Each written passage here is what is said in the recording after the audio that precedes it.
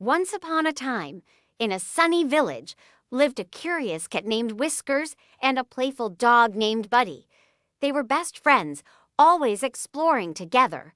One day, they found a shiny red ball under a big oak tree. "Let's play," barked Buddy, wagging his tail. Whiskers, with her twinkling eyes, agreed.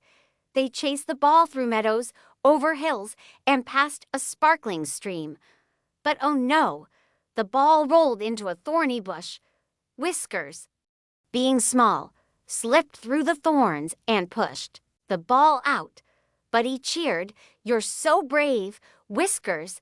Next, they spotted a squirrel stealing the ball. Buddy zoomed after it, barking loudly, while Whiskers climbed a tree to watch.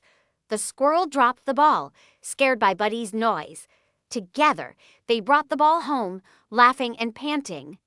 That night, under the starry sky, Whiskers purred, and Buddy snuggled close.